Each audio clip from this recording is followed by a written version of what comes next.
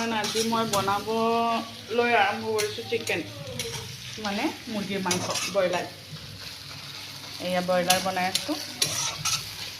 এইটো পিঁয়াজ ফ্ৰাই কৰি আছোঁ, গোটা জিৰা, শুকান জলকীয়া আৰু তেজপাত দি পেলাই আৰু নিমখ দি দিছোঁ, এতিয়া ফ্ৰাই কৰিছোঁ। এতিয়া মই ইয়াতে দি দিম আমাৰ এয়া চিকেনখিনি। চিকেনটো মই পিঁয়াজৰ লগত ফ্ৰাই কৰিম। এয়া চিকেনটো ফ্ৰাই হৈ আছে পিঁয়াজৰ লগত।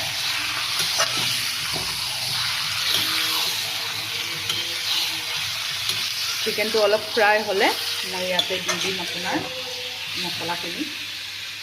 চিকেন ফ্ৰাই হৈ আছে, চিকেন ফ্ৰাই হওঁতে মই দিম ইয়াতে হালধি, তাৰপিছত দিম আপোনাৰ জলকীয়াৰ গুড়া দিম। জলকীয়াৰ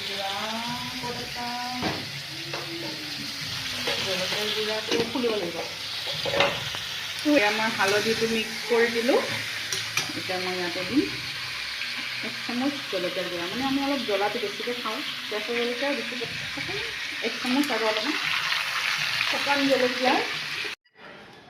এতিয়া আমাৰ মাংসটো হৈ গ'ল চাগে, চাওঁ এবাৰ।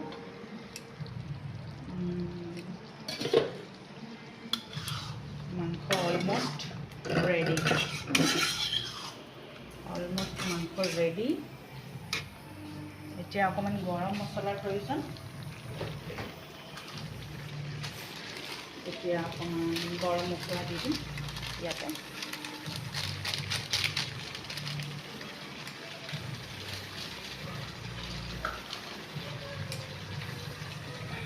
গৰম মছলা দি এনেকৈ মিক্স কৰি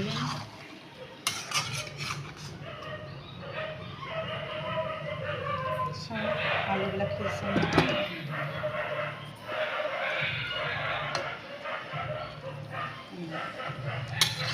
সিজি গৈছে। লেগ পিচো ৰেডি, এয়া ওলাই গৈছে লেগ পিচ, ধুনীয়াকৈ সিজি গৈছে।